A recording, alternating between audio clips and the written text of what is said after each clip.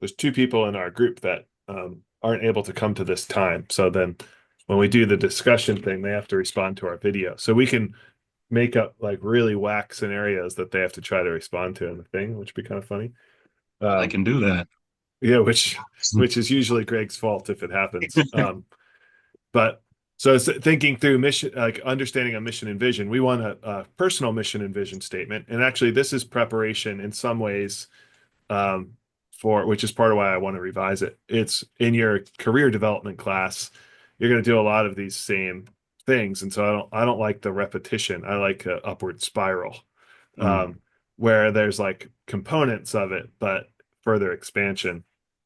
But you can take a personal mission um, and still have a facet of it that applies professionally. And your mission statement shouldn't adjust too significantly throughout your life, really, but your vision statement will, because your vision statement will be something that you want to be able to achieve in like 5 to 7 year increments. And so you have the vision looking forward, and hopefully you hit it and you're able to achieve that. And then you're kind of looking further ahead each time. So as you've thought through kind of the self-awareness, the calling and connection aspects of vocational preparation, um, are there particular elements that have shifted for you over this semester in thinking through vocation?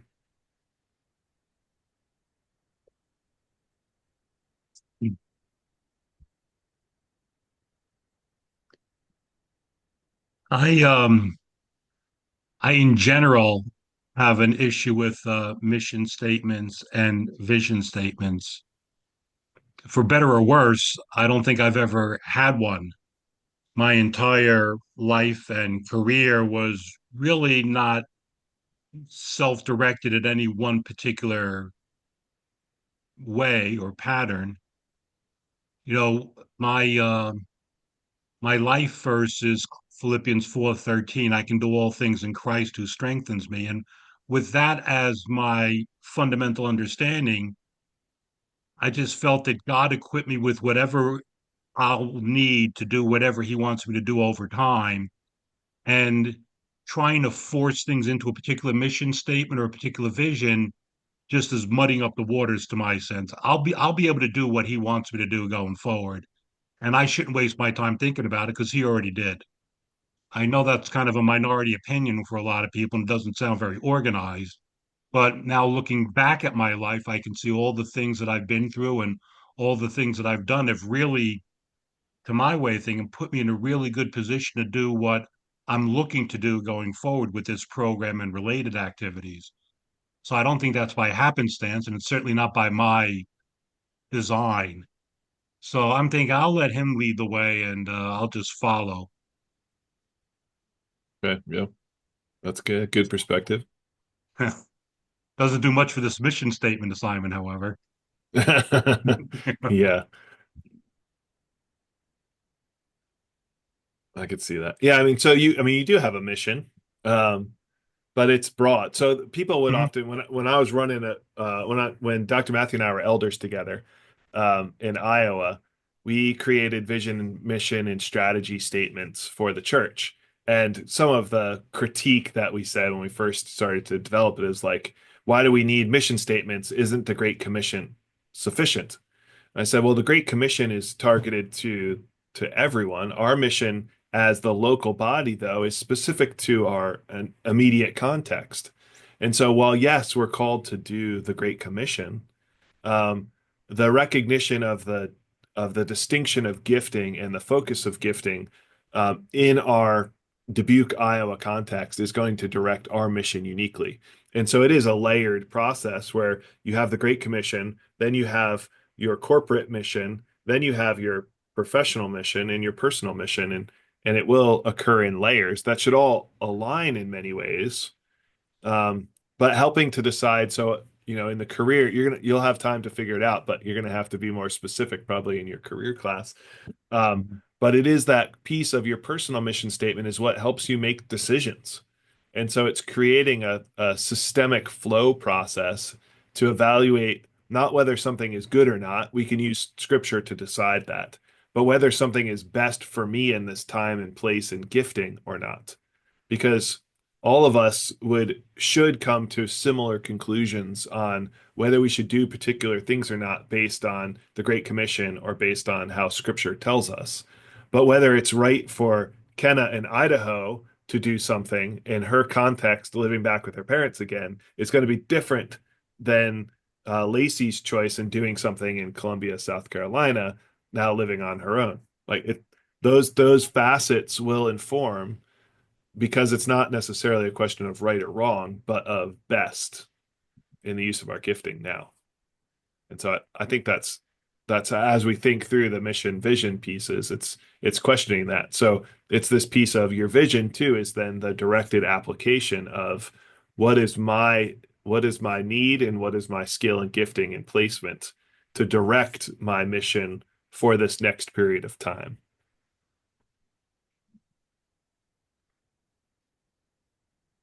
We also discovered in that around that same time that um, you shouldn't ask for just open-ended input at a church, because when you do, people assume that because you've heard their input that you'll agree with their position and implement it.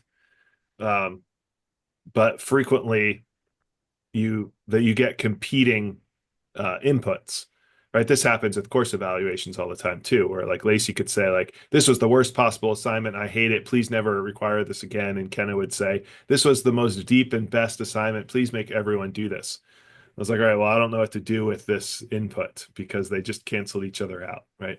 That happens a lot of times when you seek kind of feedback and input. You only get your extremes. And so with your extremes, then you have the people that hated it or the people that loved it. And then the bulk of the people are like, I don't really care enough to tell you anything about it. And so it makes it hard to kind of gauge the reality of stuff.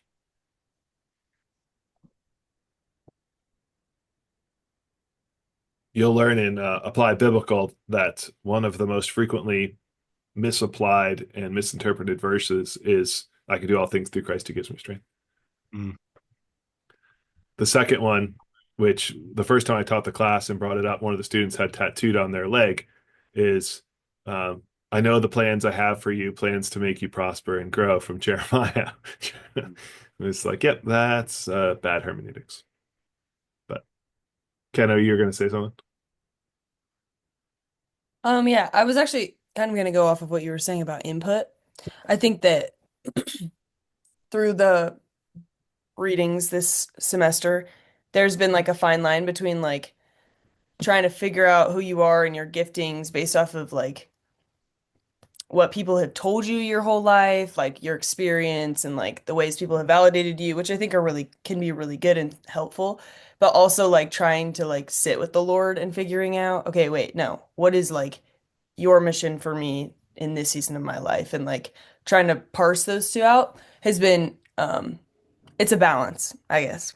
And I think that was a it was a good push for me to have to like write it out. I think that's why I appreciated the whole missions thing, because I'm like I think I have a lot of concepts in my mind and a lot of like clear biblical truths like we were saying, but specifically I think it's been cool for me to like have to write it out and like see it too, because it almost keeps me accountable.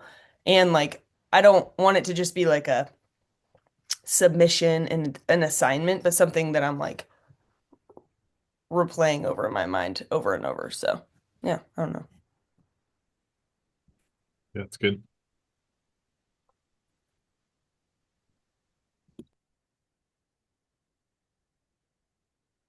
So nothing drastically changed for anybody in reading, um, calling in context or rhythms for life.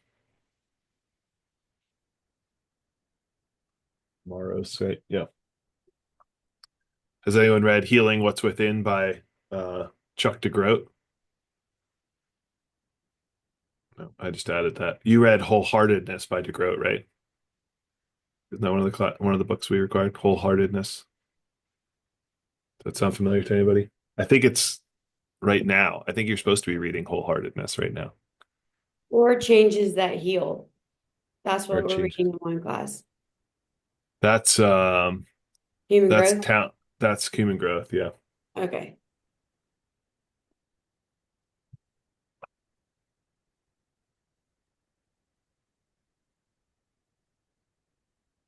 Dr. Scott, I did have a question about the mission statement assignment. Oh, sorry. Yeah. No, go ahead. Since I have done career counseling, can I kind of apply like what the whole 40-page thing I did already into this assignment? Or do you want me to like, I don't want the 40 pages, so just copy and paste from the yeah. okay, wonderful. Yeah, I was like, I can adapt what I wrote in there and just Mhm. cool. Yeah, that's Okay. fine. That's fine. So this Awesome. book doesn't look familiar to anybody? Wholeheartedness. Check the goat. I wonder if she removed it. This is his new one that just came out, Healing What's Within. The first book's from 2016. This book is Tyndale. This book is Erdman's, right? Tyndale has a much better cover designer person, I think. Right, look how it like wraps around the side. Isn't that cool? And it goes like onto the back. And it's like matte. It has like a matte feel to it versus the glossy, you know? There's something about covers that, you could tell. There's a difference. All right, let me check our textbook access thing here and see. Yeah, no, it's still on your textbook list, but it's available through the library. Let's see. Maybe she made it for the next week. Oh no, you have Easter break next week.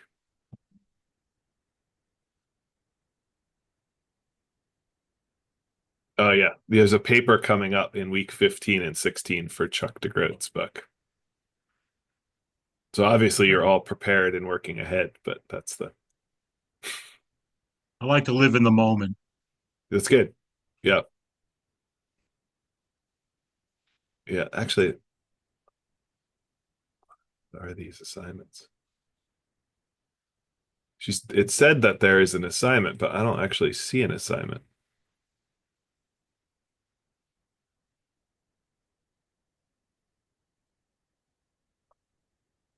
You see one anywhere? Take I a think the look week and see. 15 overview says, be sure to complete the wholeheartedness paper to discuss next week. But but that doesn't look like there's a wholeheartedness paper to complete. In the assignments list, there's not one either. Okay. I'll have to edit that statement to say, be sure to read wholeheartedness for your own benefit and edification.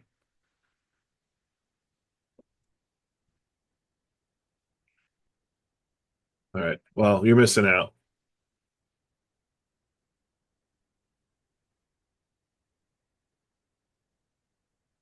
Well, you could just throw another paper in there for that week on an assignment. I'm sure no one would have it. Wait, I see people shaking their Greg, heads. What's going on Greg, here? Greg, mute yourself. Hey, good luck with that. Retired guy adding papers. Golly, we're all hanging on by about a thread here. Mhm. Greg's like, let's write another paper. He wanted the two extremes. Yeah. All right. Well, I took out the statement of paper. So we you'll like the hope is within the next week or two that you read this book. The reality is be aware of kind of the concept, and I'd encourage you to start it. You probably won't get through it in the next 2 weeks. It's not a hard read, but it is like 180 pages. But it is the type of book that will be beneficial for you in your counseling practice. I've recommended it a couple times because the philosophy of the book is this recognition that the concept of shalom is wholeness, and how we live in a divided world. And so busyness, exhaustion, and sin fracture and divide us, and that the function of redemption and the hope for glorification is this capacity for wholeness, for shalom and wholeheartedness. And so he talks about how do we live in wholeheartedness, to not just kind of be living for the moment, be living by a thread, paper by paper, as we've potentially heard. How do we kind of engage all of life and function according to that opportunity for health? But I think that we probably need to I think I need to add like a reminder in week 13 so that you read it over the Easter break for future generations here.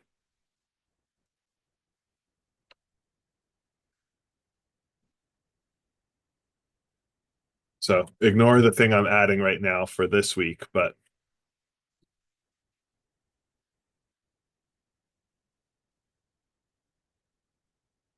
any other input on things I should adjust in this class or last semester's class?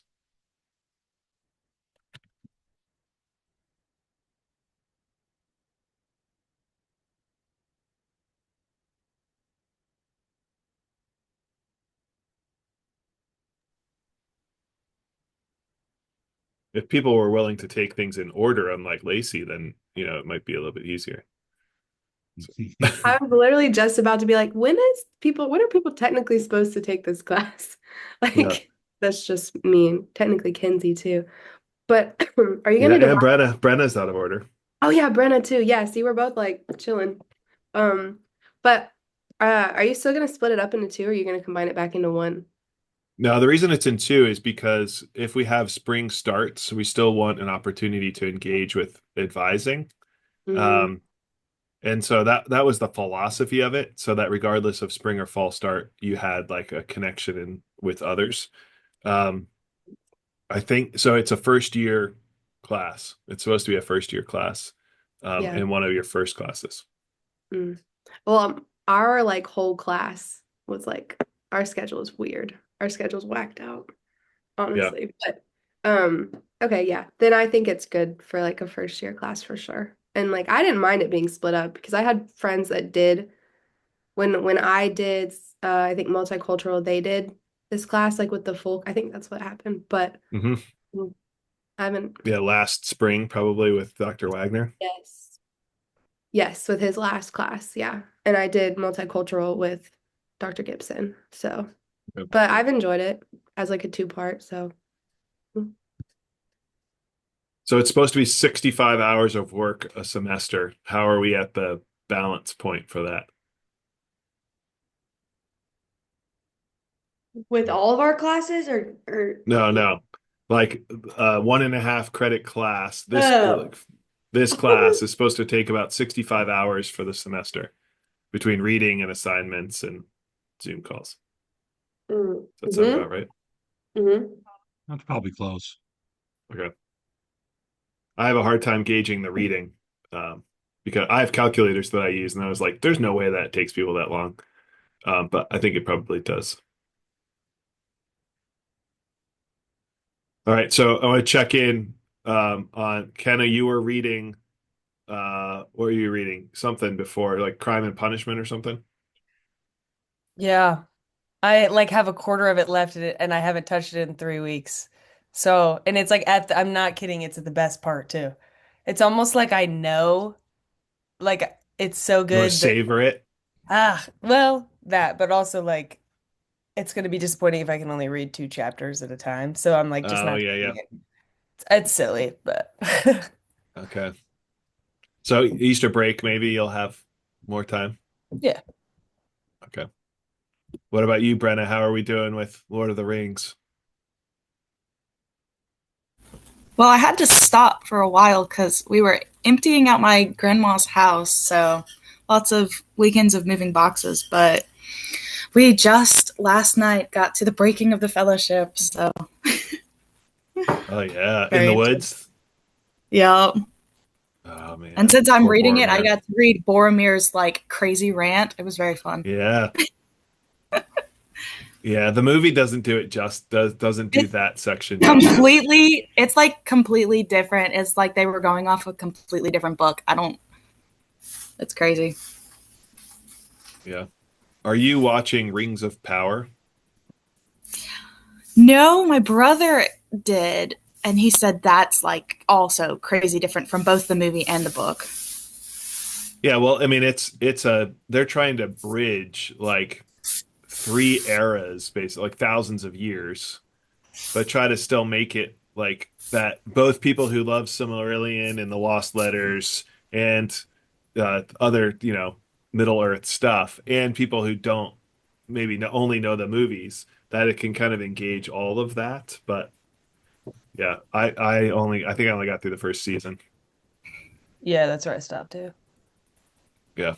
I liked it, but it was hard to track like because elves live so long, they look exactly the same. It was hard to keep track of like time, like is that supposed to be the same person? Is that not the Yes. same person? Like I almost needed like a big genogram chart like while watching it to figure out what was going on. I mean, I'm a nerd, but I'm not like genogramming TV show nerd. Um, well, actually, I do have The Simpsons genogrammed out, but that's because it came in a book I had. That would be a descent into hell if you did that. Yeah, I mean, I'm sure it's out here, right? So, like, let's see, genogram for Middle Earth in descent into Comic-Con world, probably. Mm. Um, but Some dude's yeah, probably got that tattooed on his back somewhere. yeah, all 20 rings of power explained on Screen Rant. There you go. Yeah, send me the link.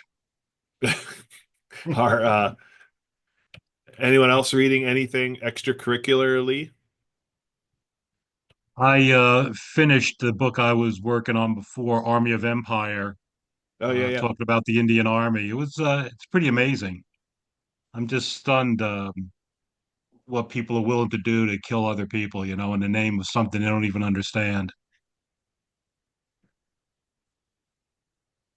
I'm reading Psychedelics, The Revolutionary Drugs That Can Change Your Life, a guide from the experts. Professor David Nutt is a big fan of psychedelics. I felt like I was telling Nicole, I felt like this is a missed opportunity for like an insert, because he's talking about like LSD and stuff. It would be like a tear off insert would be like a perfect element to it, even if it was fake, like if it was just stamps, right? But like an example with like the stamps in the middle, like would have just upped it from being like a purely academic book to popular level engagement. Um, and probably would have made the second half of the book go a lot more quickly, but or That really, really slow potentially. very slow, yeah. That's something that strikes me as we read all these different reports and so forth. They're just so dry and so uninteresting. Isn't there any provision to liven these things up a little bit, or you have to write like you've been cloistered in a cave for 20 years and never spoke to another human being?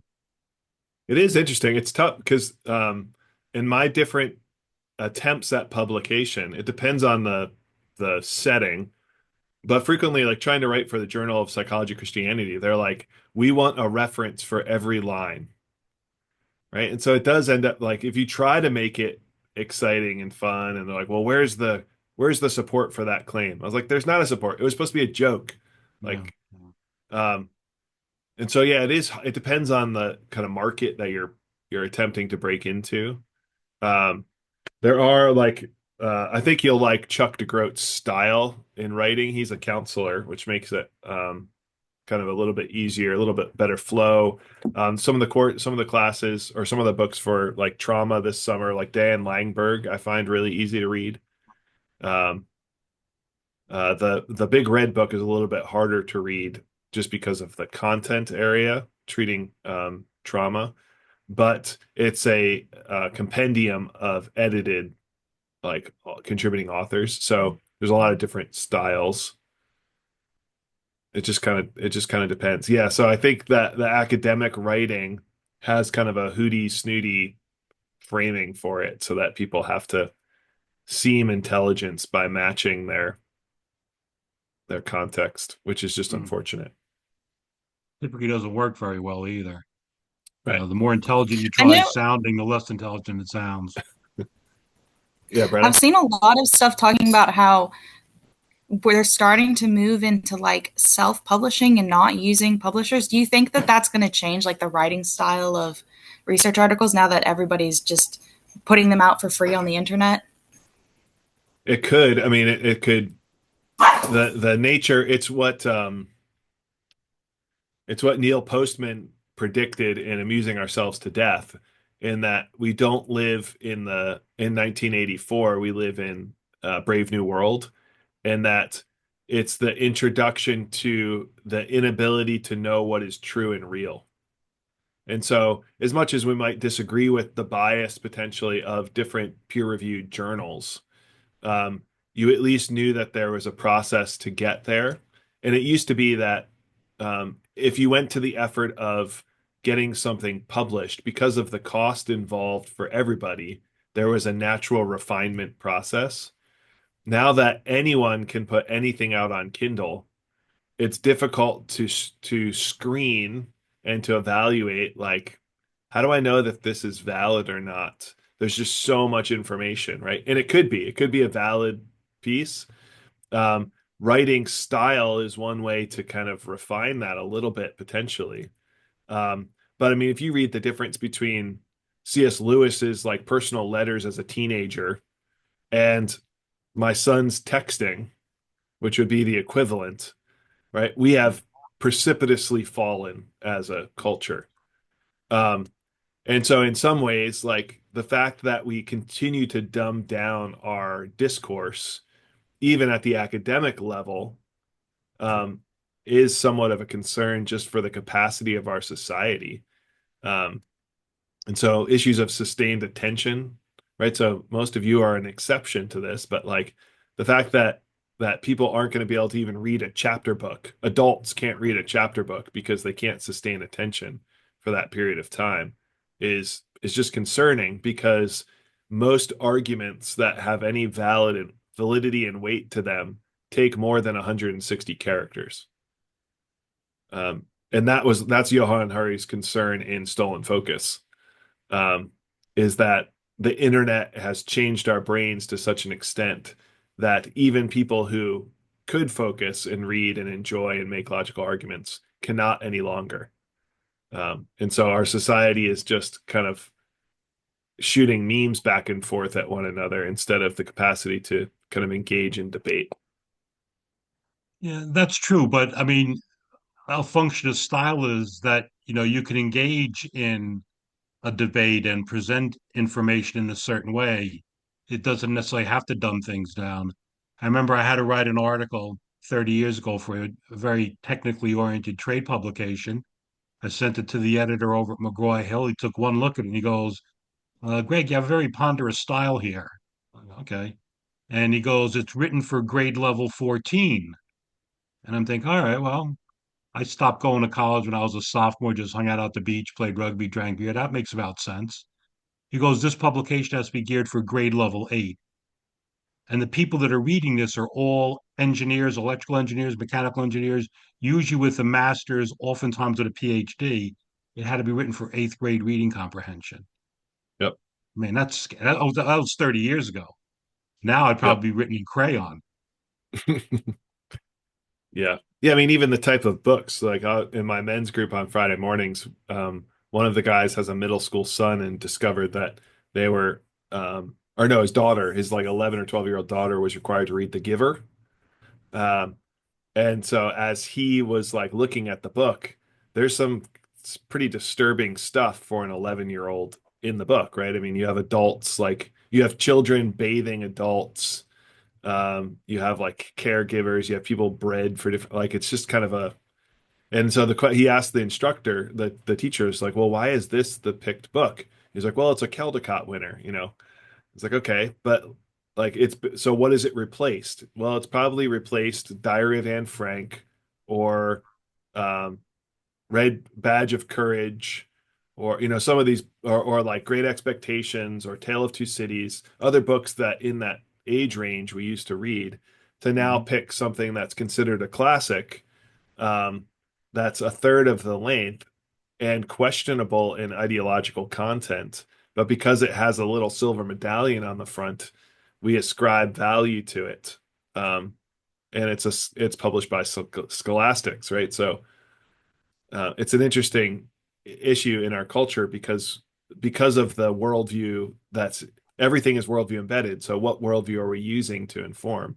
And most of our contemporary adolescent literature is dystopian in nature, right? So Maze Runner, Twilight, um, what are the other, like, Hunger Games.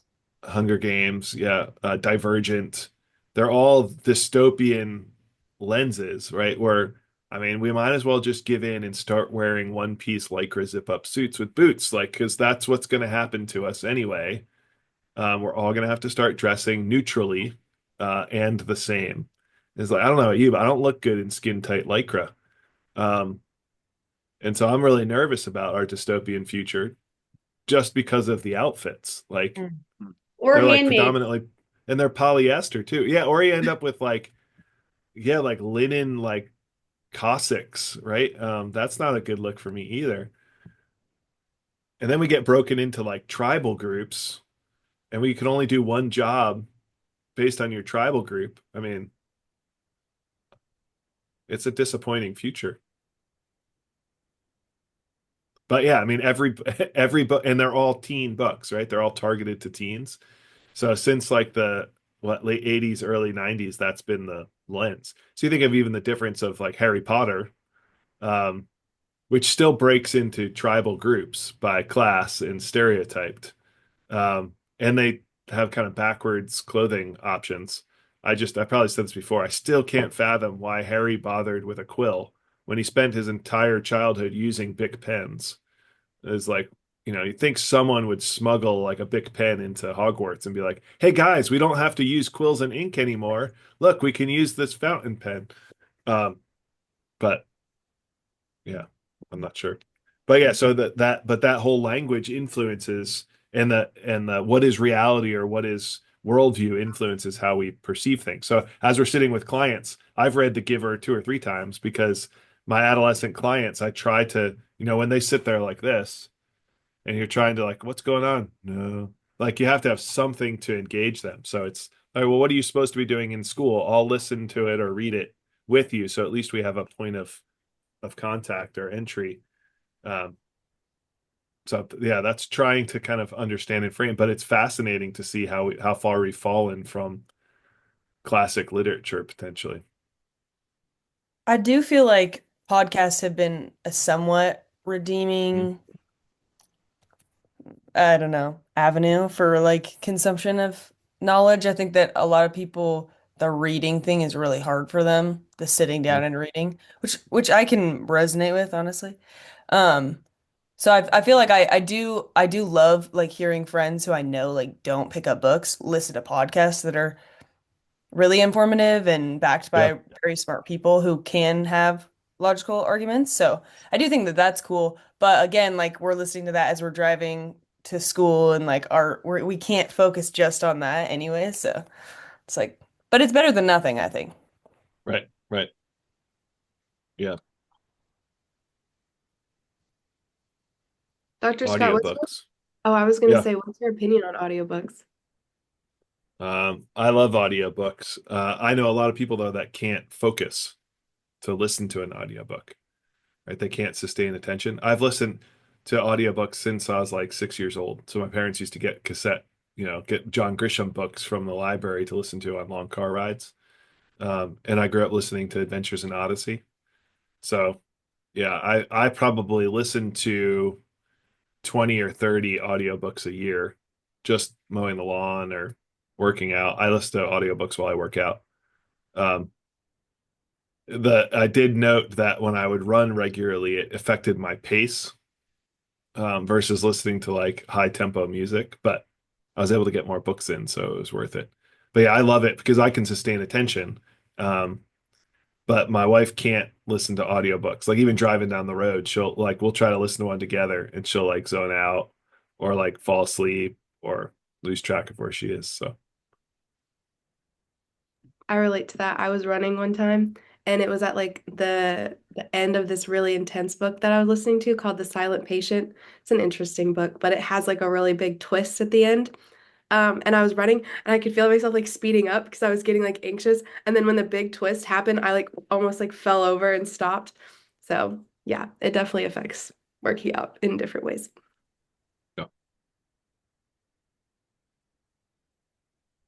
I'm listening. Someone recommended, I don't know who it was, someone in your cohort, I think, or in the first year cohort, recommended Demon Copperhead. It's a brutal Ryan. book. Oh yeah, Ryan. Yeah. I'm almost done with it. I have like 9% left. I have no idea how much longer. It's a 21-hour audiobook. So um it's a tough book, but this poor kid growing up in like extreme poverty in Virginia and then going into foster care, and yeah. It's like the fiction version and bad, well, we'll see how he turns out, but like drug direction of like Hillbilly Elegy.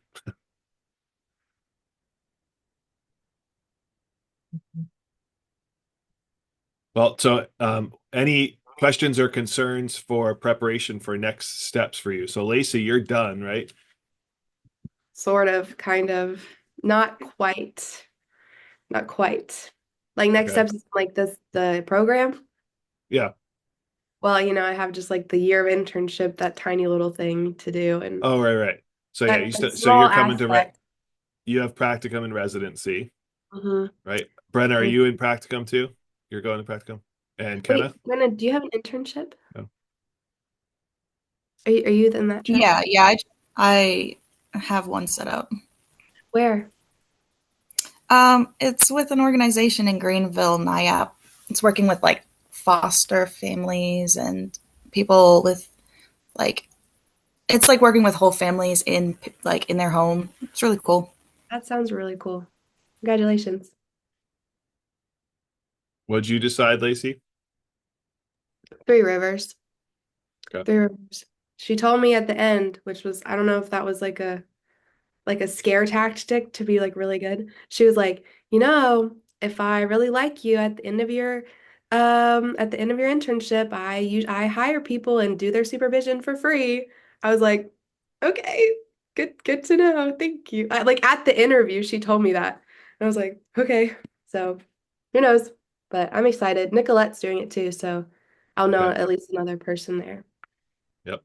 Yeah, so you have to, whenever that happens for like job offers, you have to balance out the actual cost differential of income versus supervision cost. So if you need let's see, 120 supervision hours, um my individual supervision's only between 50 and $100 depending on how you do it. So that's $1,200, right? You could do group for even cheaper. Oh no, that's $12,000. 120. Yeah, it's $12,000, right? 120, add two zeros. Yeah, it's $12,000, right? Over a 2-year period.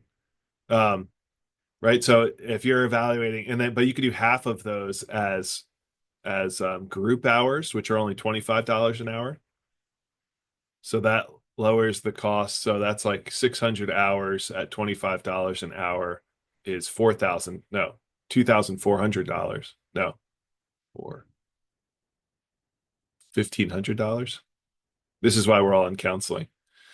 Uh, I think it's $1,500. So it would lower it to like probably about $8,000 over 2 years for your supervision between the two. So you have to take that in consideration of like if you have an opportunity for a job that pays more but doesn't have supervision, than one who offers supervision but doesn't pay well, or you don't really want to do. So that's something to keep in mind. Yeah, I think I'll have a lot more options next year just to like see if I might even move home because I have with my parents being counselors, they have connections back in North Carolina. So then could stay at they have like a off the house apartment that I could stay in, and so like I don't know, pay off my student loans for a couple years, but maybe I'll love Three Rivers. She's talked about implementing a kids support group for teenagers for trauma. Okay. Yeah. Yeah. Right up my alley. Yeah. So who knows? If I get to be a part of that, that might like make me want to stay longer. So who knows? Yeah. It's close by. So it's $1,500 for 60 hours at $25 an hour, and then $6,000 for 60 hours at $100. So it's $7,500 for your 120 hours of supervision. But yeah, that's a thing to think about. So it's just So Ken, are you coming for residency or no, you're skipping this summer or what do you have this summer? You're coming?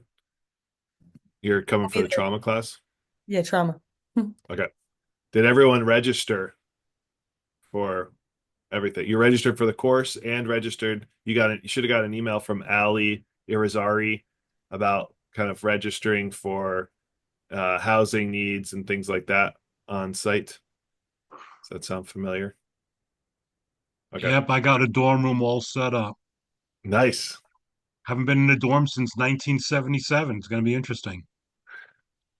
Yeah, they're probably well, they might not be. I would think that they're a little bit nicer now. Actually, the ones you're staying in, I think, have recently been remodeled. So I think it'll be fun. Got to be better than where I was, that's for sure. Where you were in New York? No, I was in Connecticut. I was at Fairfield University in Connecticut. Beautiful campus. Dorms were shaky, but the last 2 years I spent in the beach house right on the Oh. water. Really conducive to studying, let me tell you. Yeah, we can't compete with that. But yeah, hopefully you'll actually do better as a result. Mm, mm. Good. All right. Well, I won't hold you longer because we didn't really have much to discuss this week. But if stuff comes up and you have advising questions in preparation for fall, um, just reach out. Otherwise, I'll see all of you in a couple weeks. I'll see some of you tomorrow, but I'll see all of you in a couple weeks. All right. See ya. Cool. Bye, Hey, take guys. care. Thank you. See ya.